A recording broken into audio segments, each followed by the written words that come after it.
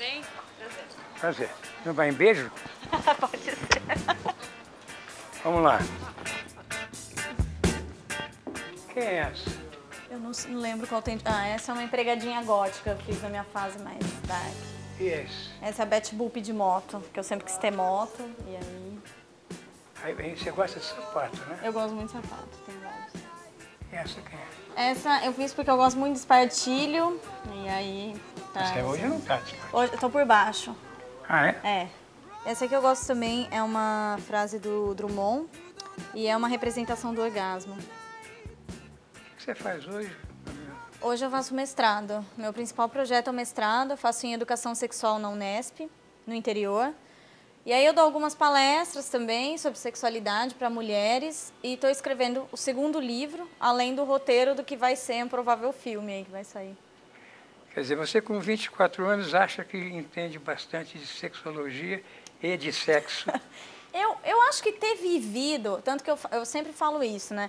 Eu vivi muitas questões na prática. E por isso eu decidi estudar agora, porque... Na prática, você foi garota de programa com que idade?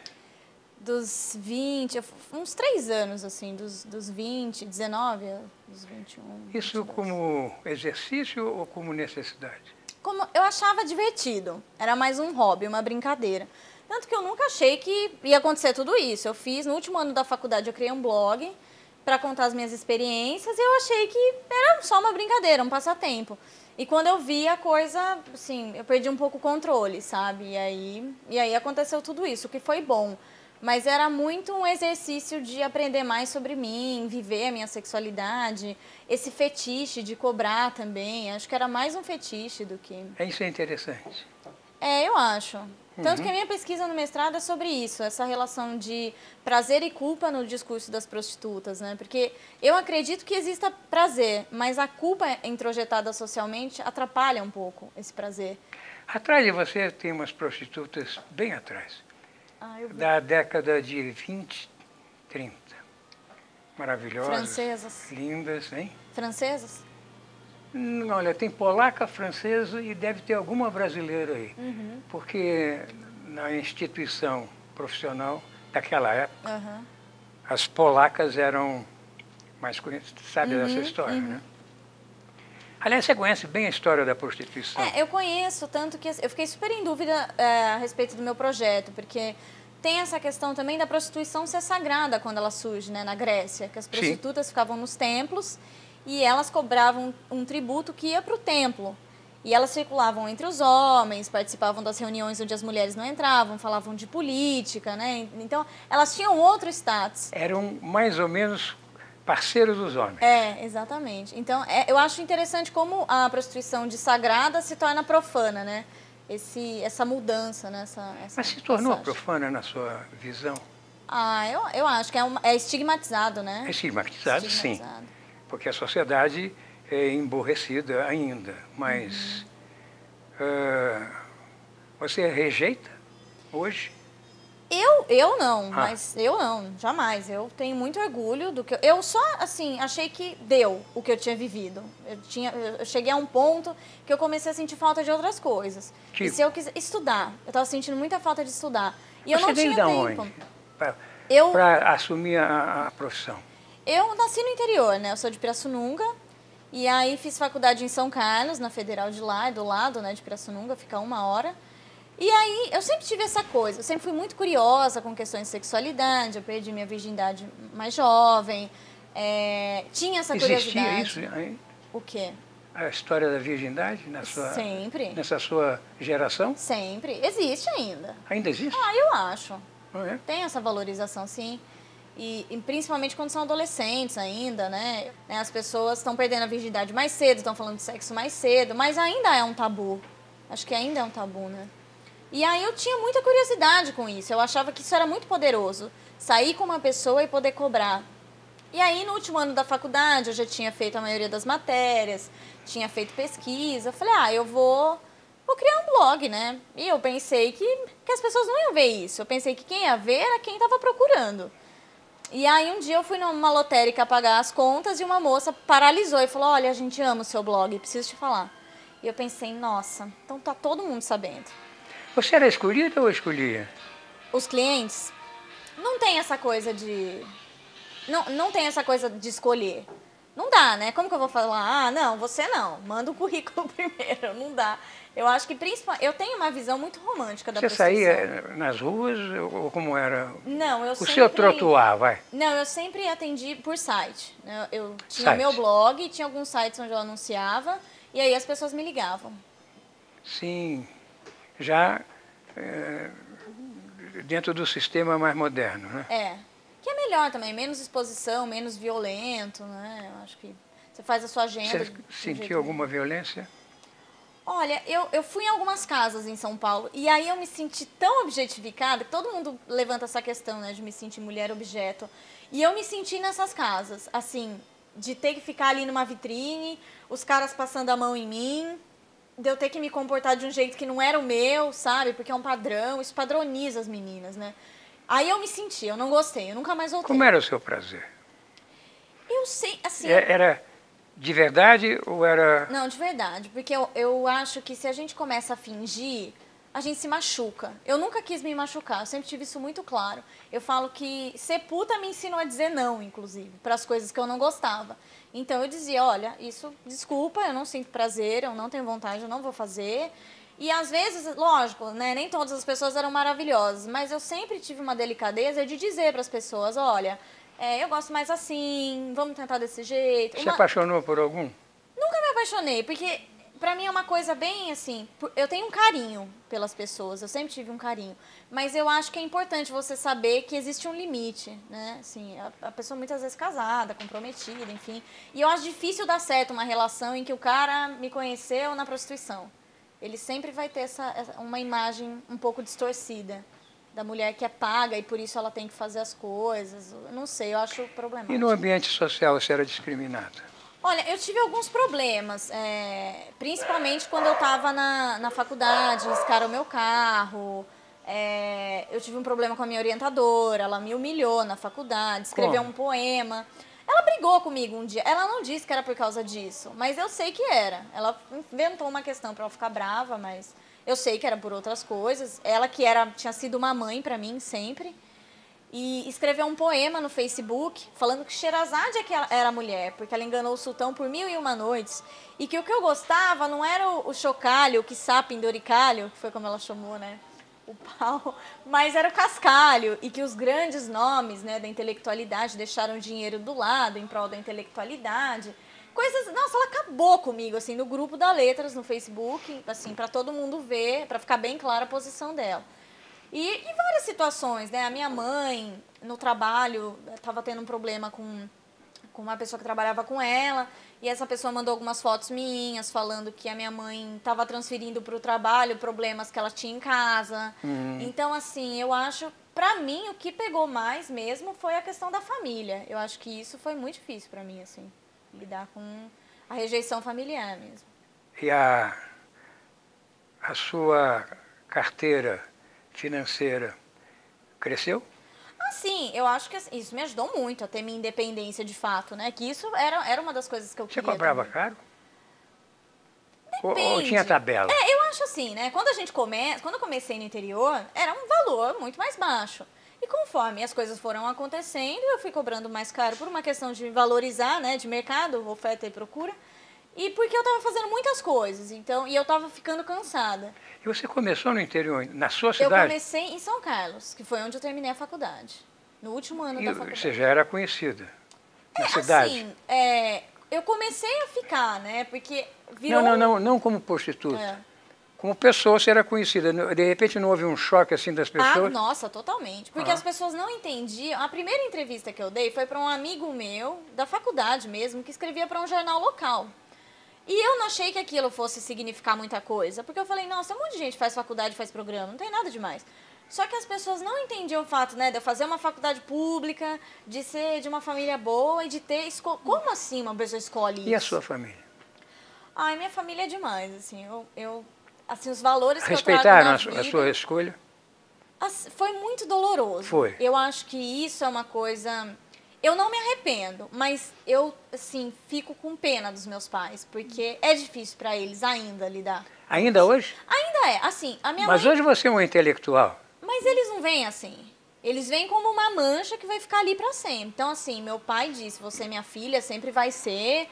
Mas a minha mãe ficou 1 ano sem falar comigo. E isso foi muito difícil para mim, porque eu ia visitar meus avós, né, minha família, e a minha mãe me ignorava completamente. Então, eu tive que aprender a me virar sozinha em São Paulo. Fiquei doente em São Paulo, tive anemia, não conhecia ninguém, fui para o hospital sozinha. Então, isso me fez amadurecer muito. E eu acho que isso me fez entender muito dos meus pais.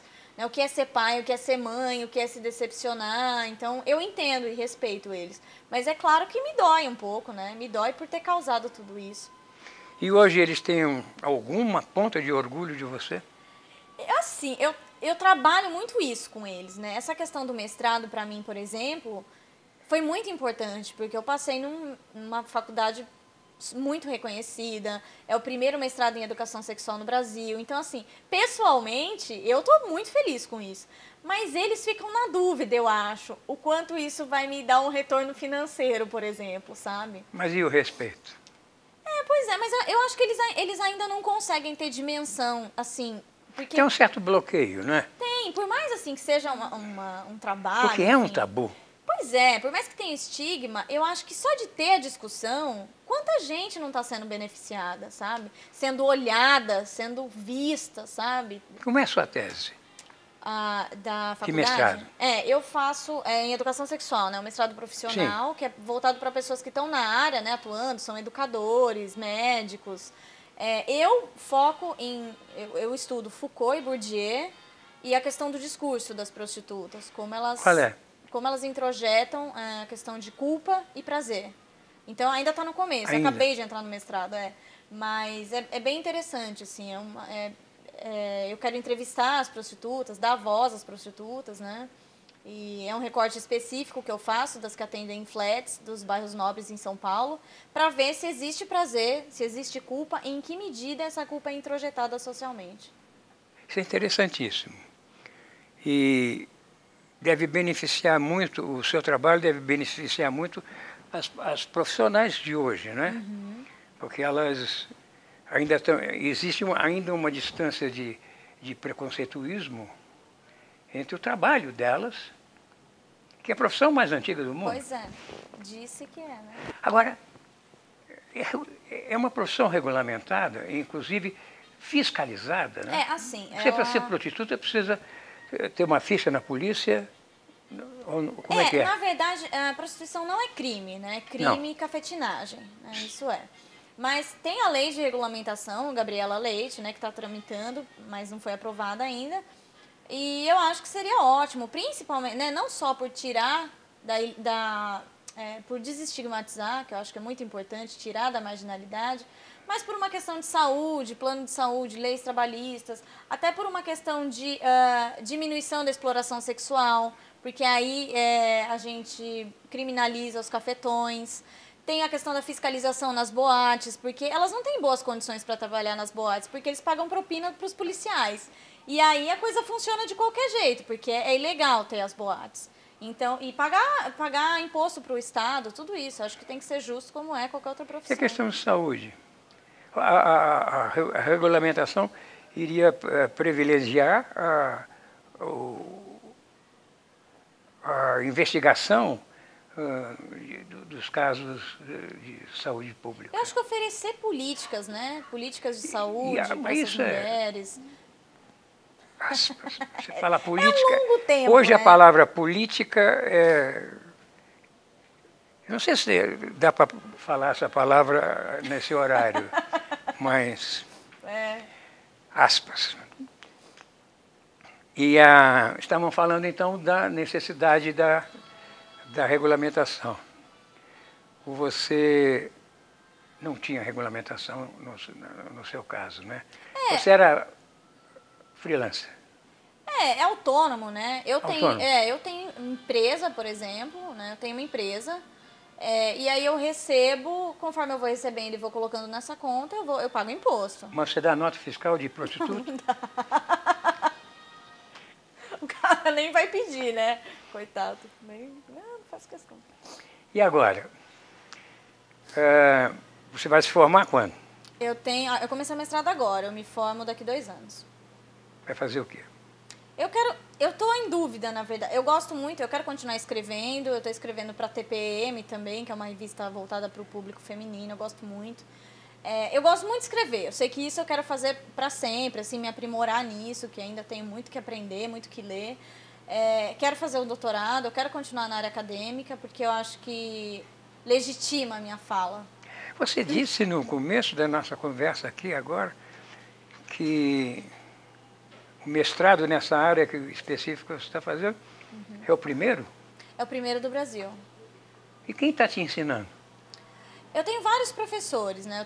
A minha orientadora é a Lucy Musetti. Mas o que, é uma sexóloga? São professores de várias áreas, né? São professores da pedagogia, da psicologia, antropologia. É um mestrado que traz essa interdisciplinaridade, tanto dos alunos quanto dos professores. Então é muito amplo. E aí eu escolho a linha que eu quero seguir, né? Eu gosto muito da linguística, por ter feito letras, Sim. né? E tenho pensado muito em fazer psicanálise. Eu estou me interessando muito por essa área. Mas num segundo momento. Agora eu preciso terminar o mestrado primeiro. Você voltaria a se prostituir?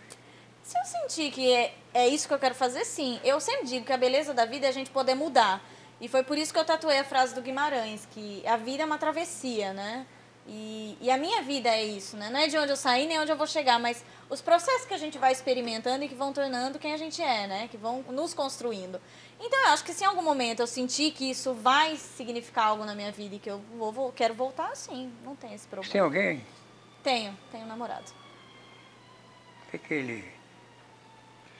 Foi engraçado. Ele concede ou ele entende? Ele entende, assim, é lógico, tem as suas dificuldades. Quando a gente se conheceu, ele não sabia. E aí... Teve o momento da confissão. E aí eu tive que contar, porque eu fiquei na dúvida. Ele não falou nada, eu falei, acho que se ele soubesse, ele ia falar alguma coisa. E aí eu contei, e em nenhum momento ele me julgou, né? Ele disse que eu era muito forte, muito corajosa. É claro que acontecem algumas situações, né? Por exemplo, às vezes a gente está em algum lugar, um jantar, e chega alguém, fala alguma coisa inconveniente, então... Mas isso não é só por ele. Mas alguém que fale alguma coisa inconveniente porque te conheceu? Alguém que, quero falar com você depois, né? Com essa ideia de marcar programa. Mas isso não me ofende por ele estar junto. Isso me ofende porque é como se, por ser puta, eu desse o direito das pessoas invadirem um momento íntimo para me perguntar de programa, para passar a mão em mim, para sentir que eu dou essa liberdade delas dizer, quero transar com você em qualquer lugar. Então é uma questão de respeito, de lugar, né? Isso me ofende mais por conta disso, por ver que o machismo é ainda pior com as putas, né? Não basta ser mulher, ser puta é pior ainda. Então, é mais isso, assim. Quando você fez a singularidade da Grécia, você expôs aqui esse pensamento lá da época, já existia antes. Muito antes. Muito antes. Até Jesus falou, jogue a primeira pedra quem nunca tinha o céu. Então, o que essas mulheres faziam era bem dito. Pois é. E agora se tornou uma... Mas tem isso também, também, agora né? Vocês estão recuperando, graças a pessoas como você, que joga o lixo do preconceituísmo no lixo. Mas eu acho que tá retrógrado parece que tá mais retrógrado do que nunca, né? A questão com os gays. Eu tenho uma amiga na minha sala que é travesti. E a gente fala que é legal que a gente tá fazendo esse mestrado, porque a gente viveu isso e pode falar do ponto de vista de quem viveu e de quem é estigmatizado, né? Não do pesquisador que vai lá e acha que é assim, assim, assim. Então, é muito legal ver que essas pessoas estão tendo voz. E apesar de toda essa confusão, né, de todas as pessoas que ainda têm esse preconceito imenso, a gente tem o direito de falar. Porque antes nem isso, né? As pessoas não podiam nem falar. Agora a gente pode falar. Então isso é um poder imenso. E o seu livro? Já está editado? Já. O primeiro livro eu já lancei em agosto do ano passado. O Prazer é Todo Nosso. E eu trago algumas das minhas vivências, né, como garota de programa, e dou dicas para as pessoas, como elas podem apimentar as relações. E agora eu estou escrevendo outro. Opa, como é que pode apimentar? Tem vários jeitos. Eu sempre costumo dizer, né, que o sexo começa fora do quarto. Então, surpreender, mandar mensagens, não precisa ir lá comprar uma roupa de enfermeira brega, que isso já é, né, tão old fashion. É. Mas usar alguma coisa diferente, fingir que é outra pessoa, criar situações divertidas e tudo bem se cair na risada. Eu sempre digo para as pessoas que não existe um manual. E que bom que não existe, porque o sexo é isso, é poesia, é música, é degustar o corpo do outro. Então, para não ficar tão preocupado com certo e errado, mas para viver esse momento enquanto está ali com essa pessoa. E o que mais tem nesse livro? Eu conto histórias, né, que vão desde histórias mais comuns, né, de atendimentos. Experiência própria? Experiências próprias todas. Quantas transas você fez? Nossa, não tenho ideia. Não tem a menor ideia? Menor ideia. Mas eu sempre digo, ser puta me humanizou, sabe? Me fez entender tantas pessoas e ter tanta delicadeza, sabe? Compreender as pessoas, as fantasias, e que todo mundo esconde algumas coisas que são muito difíceis para elas, sabe? Uma puta hoje, como você foi, ou é, não, você não se ofende com isso, eu tenho certeza, é quase uma psicóloga, né? Olha, eu não posso dizer que é uma psicóloga porque isso ofender as pessoas que estudaram tanto para, né, para serem psicólogos. Mas eu acho que mais importante... Mas entende a alma e o cérebro humano? Eu acho que mais importante do que o sexo é ouvir.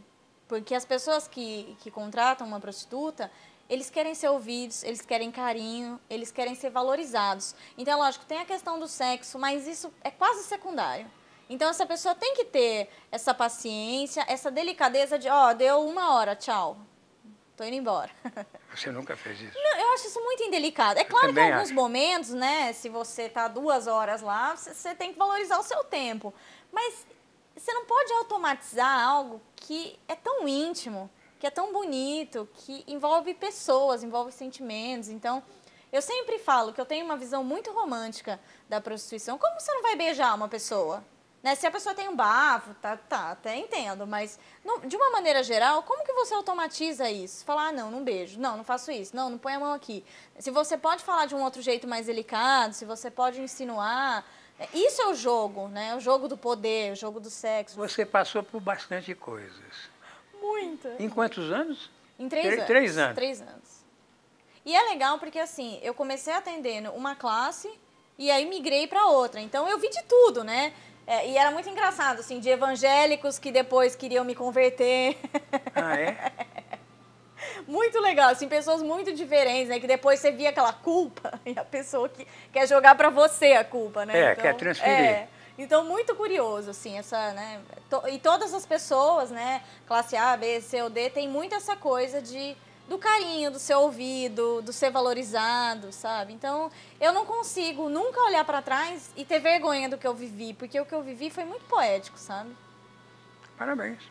Obrigada. E o segundo livro? O segundo livro eu estou escrevendo, são dicas para mulheres, e a gente está pensando também em um terceiro livro, porque agora eu estou escrevendo um roteiro para o filme. Que filme é esse? Então, compraram os direitos, né, do livro do filme baseado no primeiro livro. Só que tá ficando muito bom o argumento do filme. Eu tô escrevendo, né? Eu e uma amiga minha, a Branca Moura. E aí a gente tá pensando em escrever um terceiro livro sobre isso. Que o argumento trabalha a questão do conflito Gabriela e Lola. Em que medida Lola vai se apropriando de Gabriela e Gabriela não quer mais Lola e as coisas vão entrando em... Isso no seu íntimo soa como o quê? Uma necessidade de resolver ou... Não, eu acho Você que é Lola ou é Gabriela sempre? Eu acho que virou as duas coisas, né? E eu acho que isso é legal, que todo mundo é mais de uma pessoa, né? A gente é múltiplo, nós somos sujeitos fragmentados. E tudo bem, né? A gente não é a mesma pessoa em todos os ambientes. Então, eu acho que isso é legal, assim. Tá dando uma discussão muito legal essa questão de Lola e Gabriela e da mistura das duas e... De repente... Para você ser Lola agora, o que você teria que fazer? A Lola é mais diva, assim, entendeu? A Gabriela é mais... Assim? Não, a Gabriela é mais pijama em casa, não gosta de postar foto em redes sociais, ela é mais tímida. E a Lola teve que ter uma coisa de botar uma armadura sempre... E de estar pronta para levar a tapa das pessoas e revidar. Então... E de se promover. Sim, eu acho que isso acabou acontecendo de um jeito que eu não esperava, foi bom, mas eu fui aprendendo a lidar com tudo isso também. O que fazer, o que não fazer, o que dizer, o que não dizer, sabe? Então, acho que foi uma construção de Lola e Gabriela, que virou uma amálgama. Você seria prostituta com o nome de Gabriela? Seria, mas é que Lola representa, né? Lola representa muita certo coisa. Fetiche, né? É fetiche. Fetiche. Prostituição, pra mim, é fetiche total, assim. Tanto que mexe, né, com a cabeça de homens e mulheres. Tem aquele livro Belle de Jour, Sim. que ela é casada. Que deu um filme maravilhoso. É incrível. Ela é casada e ela é toda caça no casamento. E um dia ela pira, vai viver a prostituição e se descobre uma outra mulher. E aquilo pra ela é um fetiche, porque ela é bem casada, tá feliz, ama o marido. Mas aquilo mexe com ela, né? Então essa questão do fetiche é muito bem retratada lá. E é o que eu acho que represente mesmo. E a questão de traição? Você trairia um parceiro?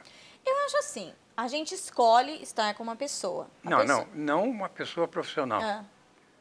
Parceiro, o meu parceiro. O seu parceiro. Não, porque assim, eu escolhi estar com ele. A gente ficou junto porque a gente tem afinidades em muitas coisas, inclusive sexual. Ele sabe que eu sou uma pessoa que precisa ter uma certa liberdade de vivências, de fantasias, enfim, para que eu fique bem. E ele tem o mesmo pensamento. Então a gente tem muita liberdade para falar do que gosta, para viver isso. E se em algum momento eu sentir que não é isso, a gente separa ou a gente vai fazer outras coisas juntos. Eu acho que eu vejo com muita tranquilidade essa questão, assim. Não posso namorar com uma pessoa coxinha, né? Senão ela nem fica comigo, não tem como. De todas as pessoas que você teve relação, você não se aproximou mais intimamente de algum? Eu tive um namorado. Tive um namorado que foi cliente, mas foi muito ruim a experiência. Foi? Foi muito ruim porque era uma pessoa desestruturada. Algumas vezes, eu falo, né, a violência. Acho que o mais próximo que eu sofri, né, de violência foi um cara que eu namorei, né, que foi meu cliente, porque ele me ofendia algumas coisas, né, verbalmente. E isso pra mim foi muito ruim, porque é uma linha tênue, né, entre o atendimento e entre a namorada. Você escolheu mal? Eu acho que foi uma fase, eu tinha acabado de vir para São Paulo, eu estava muito sozinha, muito carente. Entendi. E foi mais uma carência, eu acho. Mas aí, depois dessa, eu aprendi a lição, não caí mais nisso. É muito elegante. Obrigada. Gostei muito de conhecer você. Obrigada também. Obrigada pelo convite. Beijinho. É legal. Vem comigo.